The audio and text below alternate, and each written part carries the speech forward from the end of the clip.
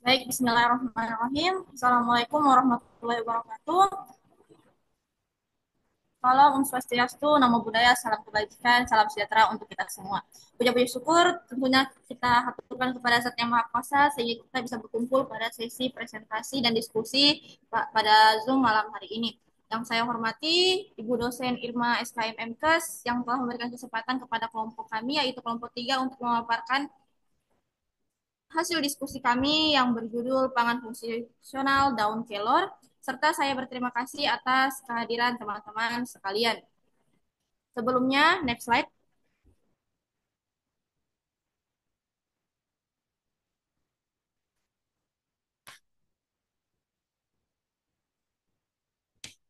Sebelumnya, perkenalkan, saya Fadila Alifah Ghasani yang akan bertindak selaku moderator pada sesi presentasi hari ini. Dan pada sesi hari ini saya ditemani oleh anggota kelompok saya, antara lain itu adanya Audita Aulia Sainal, Nurul Astifani, Mona Lisa Penggalang, Au Syarelin Valia WTM, Nur Fadila Ramadhani, dan Angelika Salindi. Yang dimana pada sesi hari ini kami akan membahas mengenai pengertian daun kelor, tabel analisis zat gizi, manfaat, dan hal-hal lain mengenai daun kelor. Next slide. Sebelum masuk kepada materi, perlu kita ketahui bahwasanya pangan fungsional dikatakan daun kelor dikatakan pangan fungsional ya karena memiliki kandungan komponen aktif yang dapat memberikan manfaat bagi kesehatan di luar manfaat yang diberikan dari zat-zat gizi yang terkandung di dalamnya. Pangan fungsional harus memenuhi persyaratan sensori, nutrisi, dan fisiologis yang telah dipercayai pula bahwa pangan fungsional dapat mencegah atau menurunkan penyakit degeneratif yang mana memiliki sifat fisiologis dari pangan fungsional ditentukan oleh adanya komponen bioaktif yang terkandung di dalamnya. Misalnya seperti adanya serat pangan, inulin, FOS, antioksidan, FUVA, prebiotik, dan probiotik. Baik, untuk pemaparan materi selanjutnya saya serahkan kepada pemateri pertama yaitu Saudari Audita Saina. Kepada Saudari dipersilakan. Baik, terima kasih. Next slide. Adapun pengertian dari daun kelor. Kelor dengan nama Latin Moringa oleifera adalah sejenis tumbuhan dari suku Moringacea. Tumbuhan ini memiliki ketinggian batang 7-11 meter. Daun kelor berbentuk bulat telur dengan ukuran kecil-kecil bersusun majemuk dalam satu tangkai. Dapat dibuat sayur ataupun obat. Bunganya berwarna putih ke kuning-kuningan dan tudung pelepah bunganya berwarna hijau. Bunga ini keluar sepanjang tahun dengan aroma bau semerbak. Sekilas daun kelor mirip dengan daun katuk.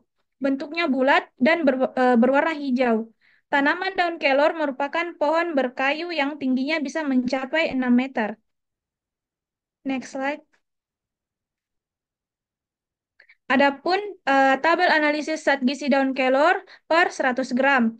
Energinya 92 kilokalori, proteinnya 5,1 gram, lemaknya 1,6 gram, karbohidratnya 14,3 gram, seratnya 8,2 gram, kalsium 3,5 miligram, fosfor 76 miligram, zat besinya 6,0, natrium 61 miligram, kalium 298,0 miligram, Cu 0,10, seng 0,6, beta karoten 3266 eh, mikrogram, B1 0,30 miligram, B2 0,10 10 miligram, vitamin C-nya 22 miligram. Menurut tabel TKPI 2019. Next slide. Adapun manfaat daun kelor untuk mencegah stunting.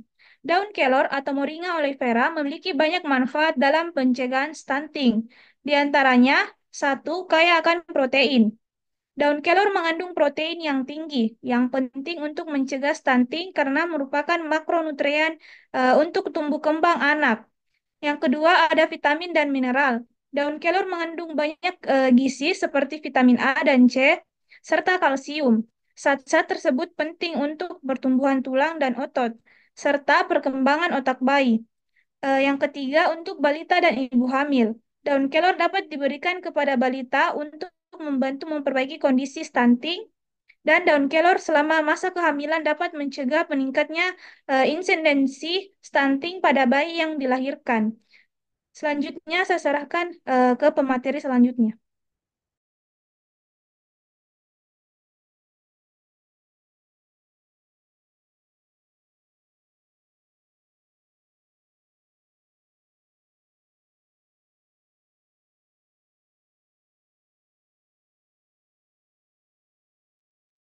Baik, selanjutnya itu ada daun kelor sebagai solusi masalah stunting dengan pemberian makan tambahan atau PMT pada ibu menyusui.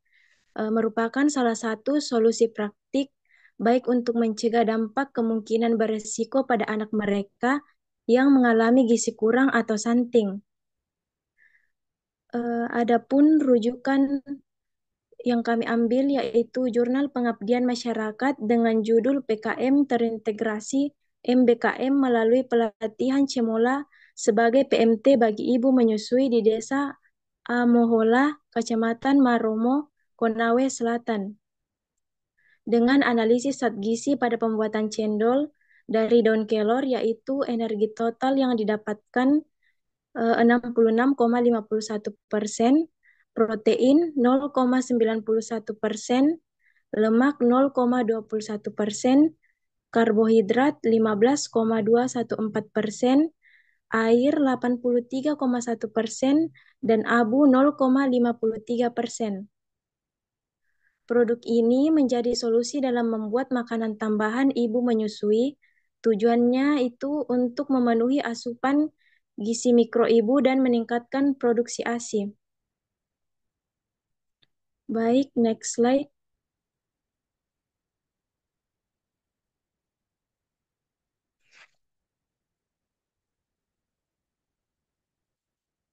Adapun daun kelor sebagai solusi masalah anemia, masa remaja yang merupakan masa transisi dari fase anak-anak menuju fase dewasa.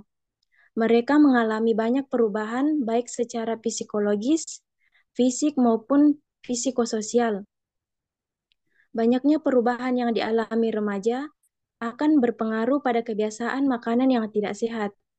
Jika terjadi dalam jangka waktu yang panjang dan mengakibatkan anemia.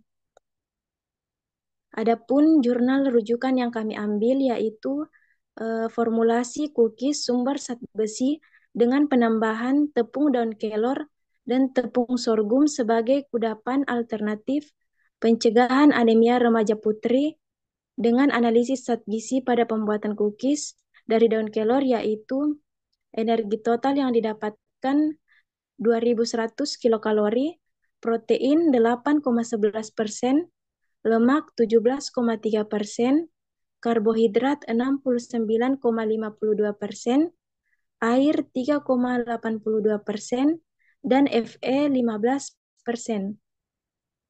Dengan adanya 4,08 mg per 100 gram zat Fe dan cookies, maka produk cookies dapat dijadikan sebagai rekomendasi produk penambahan gizi zat besi. Baik, saya serahkan ke pemateri selanjutnya.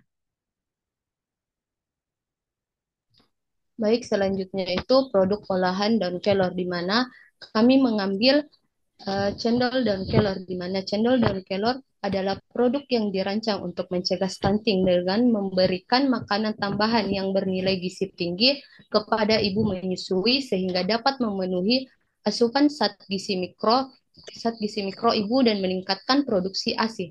Next. Selanjutnya, manfaat cendol daun kelor, di mana kami mengambil jurnal yaitu Abdimas Mahakam Jurnal yang berjudul Evaluasi Daun Kelor sebagai Pangan Fungsional pada tahun 2019, di mana berisi tentang cendol daun kelor dapat mencegah stunting dengan memberikan makanan tambahan yang bernilai gizi tinggi kepada ibu menyusui, sehingga dapat memenuhi asupan gizi mikro ibu dan meningkatkan produksi ASI. Dan kelor juga memiliki kandungan vitamin dan mineral yang sangat tinggi, termasuk protein, zat besi, dan vitamin A yang terbukti dapat meningkatkan kuantitas dan kualitas ASI serta kesehatan bayi. Selain itu, pemanfaatan pangan lokal berbasis daun kelor diharapkan dapat membantu percepatan penurunan stunting di masyarakat. Next. Selanjutnya, formulasi cendol daun kelor, di mana daun kelor, kelapa, daun pandan, tepung, kacang hijau, gula merah, garam secukupnya, di mana cara pembuatannya yaitu daun kelor di blender hingga halus, kemudian disaring lalu diambil sarinya. Selanjutnya, campurkan tepung, kacang hijau, air, dan sari daun kelor, aduk hingga merata. Kemudian panaskan adonan di atas api kecil sambil diaduk sampai mengental dan matang. Selanjutnya, siapkan air dingin. Kemudian, tuangkan cendol yang sudah kental ke dalam cetakan cendol. Lalu, tekan ke air dingin agar membentuk cendol dan biarkan hingga mengeras. Kemudian, rebus santan dengan daun pandan dan garam sambil diaduk agar tidak pecah. Dan selanjutnya rebus gula merah dengan sedikit air hingga larut. Saring lalu didihkan lagi hingga sedikit mengental. Dan cara penyajiannya itu ambil cendol yang sudah disiapkan, letakkan ke dalam mangkuk atau gelas. Siram dengan kuah santan dan kuah gula merah. Baik, selanjutnya saya serahkan ke pemateri selanjutnya. Baik, selanjutnya ada zat gizi cendol pada daun kelor. Pada minuman cendol daun kelor ini memiliki hasil kandungan gizi dengan energi total sebesar 66,51%, protein sebesar 0,91%, lemak total sebesar 0,21%, kadar air sebesar 83,1%, karbohidrat sebesar 15,24%, kadar abu sebesar 0,53%, energi dan lemak sebesar 1,89 kilokalori per 100 gram. Cendol ini bertujuan untuk memenuhi asupan gizi mikro ibu menyusui dan meningkatkan produksi ASI yang dapat membantu mencegah risiko gizi kurang atau stunting pada anak. Next. Selanjutnya contoh produk olahan lainnya yang yaitu teh herbal dengan kalori 205 kilokalori, karbohidrat 38,2 gram, protein 27,1 gram, serat 19,2 gram, kalsium 2003 mg, magnesium 368 mg, fosfor 204 mg, zat besi 28,2 mg, dan kalium 1324 mg. Sumber jurnal yang kami dapat itu dari Jurnal Teknologi dan Industri Pangan dengan judul Aktivitas Antioksidan Teh Daun Kelor atau Moringa oleifera dan Rosella atau Hibiscus sabdarifa L dengan variasi lama pengeringan tahun 2021. Next. Selanjutnya ada cookies daun kelor dengan sampel replika 1 yaitu lemak 29,4 gram, protein 28,8 gram, karbohidrat 27,6 gram, hasilnya itu 28,60 gram. Yang kedua, replika 2 ada lemak 11,6 gram, protein 11,6 gram, karbohidrat 11,13 gram. Hasilnya itu 11,52 gram. Yang selanjutnya replikasi 3 dengan lemak 50,71 gram, 51,55 gram, karbohidrat 53,46 gram, dan hasilnya itu 51,91 gram. Jurnal yang kami dapat itu dari Jurnal Mula Warman Pharmacy Conference, yaitu dengan judul Analisis Kandungan Zat Gizi Makro, Cookies Kombinasi Tepung Daun Kelor atau Moringa oleifera L, dan tepung ubi pada tahun 2022 jalar ungu Ipomea batatas L. Sekian dari saya kembalikan ke pemateri selanjutnya. Baik, selanjutnya yaitu perbandingan kandungan gizi daun kelor dan bayam. Adapun jurnal rujukan yang kami ambil yaitu yang pertama berjudul Penetapan Kadar Vitamin C pada Daun Kelor atau Moringa oleifera linnaeus. Dan yang kedua berjudul Bayam Hijau atau Amaranthus gangeticus linnaeus dengan metode spektrofotometri UV vis.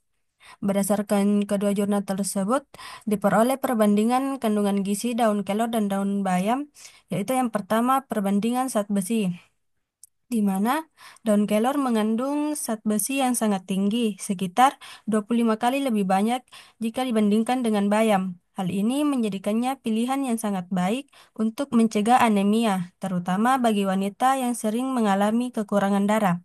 Sedangkan pada bayam, meskipun juga mengandung zat besi, tetapi kadar zat besinya jauh lebih rendah dibandingkan dengan daun kelor. Yang kedua, perbandingan kandungan protein. Daun kelor mengandung protein lebih tinggi dan lengkap dengan semua asam amino esensial, yang menjadikannya sumber protein nabati yang baik. Sedangkan pada daun bayam mengandung protein, tetapi tidak sebanyak daun kelor.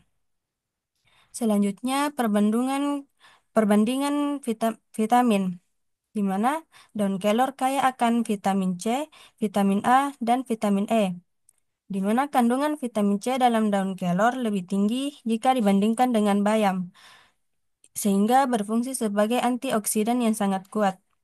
Sedangkan pada daun bayam memiliki hubungan vitamin K yang tinggi, yang penting untuk pembentukan darah dan kesehatan tulang, serta mengandung asam folat yang baik untuk regenerasi sel. Dan yang terakhir ada perbandingan kalsium dan mineral lainnya. Daun kelor mengandung kalsium yang lebih tinggi jika dibandingkan dengan daun bayam, serta mineral lainnya seperti kalium dan magnesium. Sedangkan pada daun bayam mengandung kalsium, tetapi dalam jumlah yang rendah dibandingkan dengan daun kelor.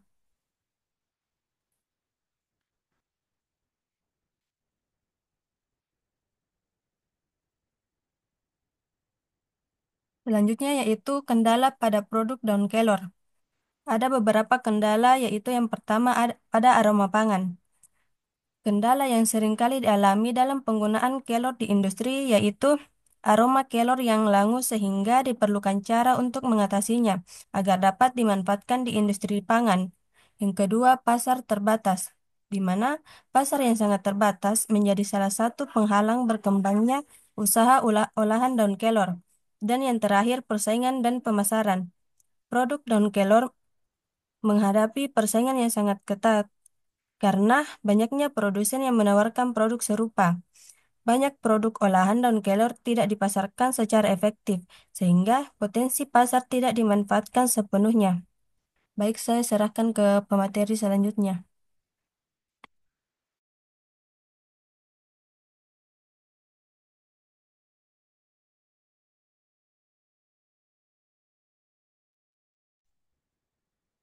Baik pada produksi daun kelor di Nusa Tenggara Timur.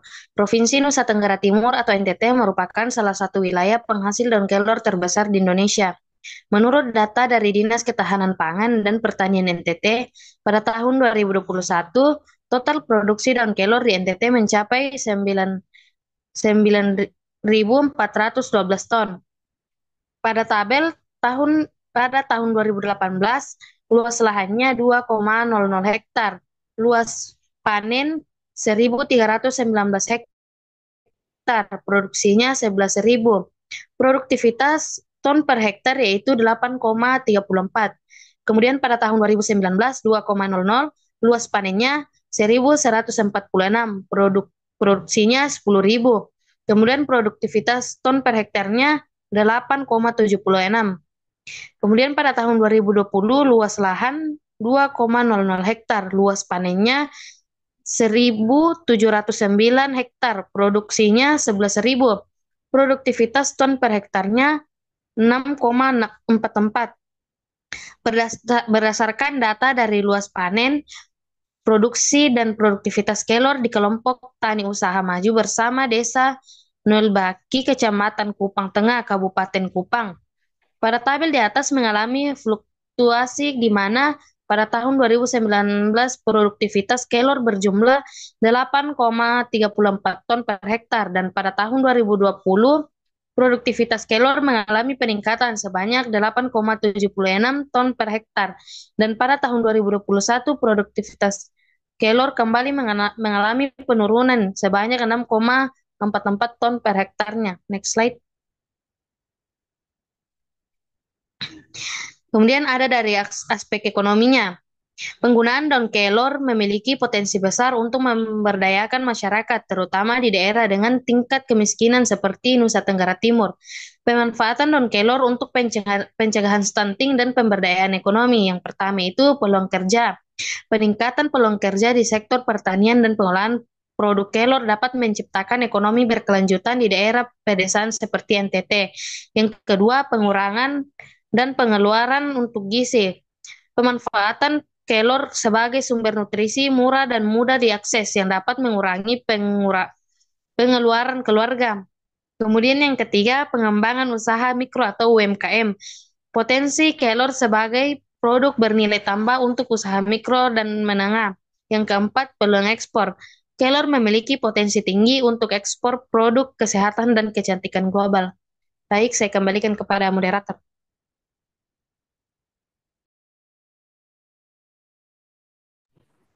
Terima kasih. Baik, itulah tadi pemaparan para presentator mengenai materi kami berjudul pangan daun kelor sebagai pangan fungsional. Baik, sebelum kita beralih pada sesi diskusi, izinkanlah saya untuk membaca kesimpulan dari materi kami. Dan di mana daun kelor dengan nama Latin Moringa olivera ialah memiliki kaya akan gizi serta memiliki manfaat besar dalam pencegahan stunting, terutama melalui produk olahan seperti cendol untuk ibu menyusui, teh, kue, keripik, dan mie yang dapat menjadi peluang usaha. Lalu pemanfaatan daun kelor ini berpotensi meningkatkan ekonomi masyarakat, terutama di wilayah miskin seperti NTT, dengan membuka lapangan kerja dan mengurangi biaya gizi, serta mendukung UMKM dan sebagai produk ekspor di sektor kesehatan dan kecantikan. Baik, kelihatannya sudah ada teman-teman yang bertanya. Kalau begitu saya persilahkan kepada Saudari Nurul Khalwidwi Nabila Putri untuk mengajukan pertanyaannya. Terima kasih atas kesempatannya. Saya dari perwakilan dari kelompok 4 ingin bertanya. Pertanyaan saya, pada formulasi produk cendol terdapat bahan baku berupa daun pandan. Pertanyaan saya, apakah guna daun pandan pada produk yang teman-teman buat nantinya? Terima kasih. Baik, terima kasih atas pertanyaannya. Selanjutnya kita beralih kepada Saudari Nurul Anissa. Kepada Saudari Nurul Anissa, dipersilakan. Baik, terima kasih atas kesempatannya. Saya perwakilan dari kelompok 1 kelas H. Mengapa teman-teman memilih daun kelor sebagai solusi masalah anemia dan stunting? Terima kasih. Baik, terima kasih. Baik, untuk meminimalkan waktu, kami langsung saja akan menjawab pertanyaan dari Saudari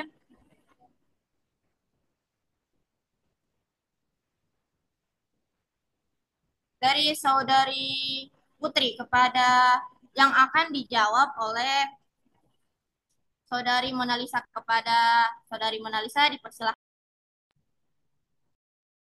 Baik, saya akan menjawab pertanyaan dari Putri, yaitu pertanyaannya, pada formulasi produk cendol terdapat bahan baku berupa daun pandan.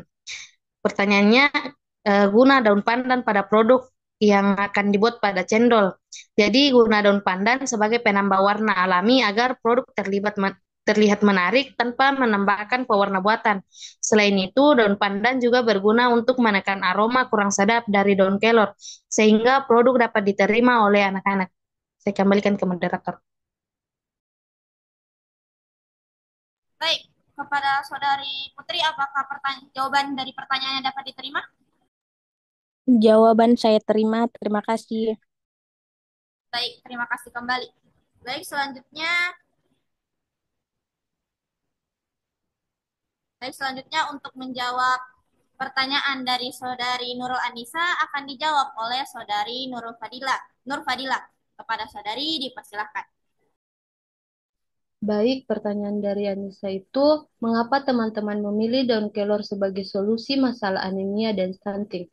Dan jawabannya itu, karena daun kelor memiliki zat gizi yang tinggi seperti kalori sebanyak 92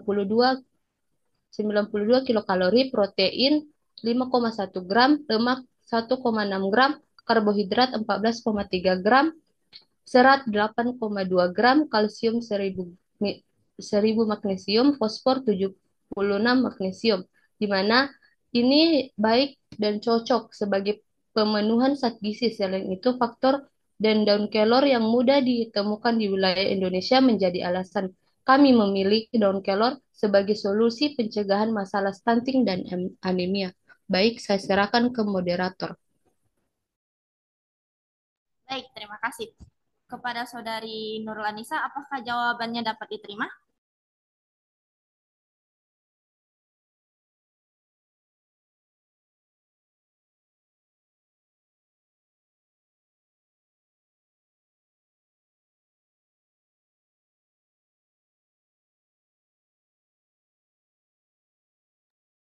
Baik, saya ulangi kepada Saudari Nurul Anissa, apakah jawabannya dapat diterima?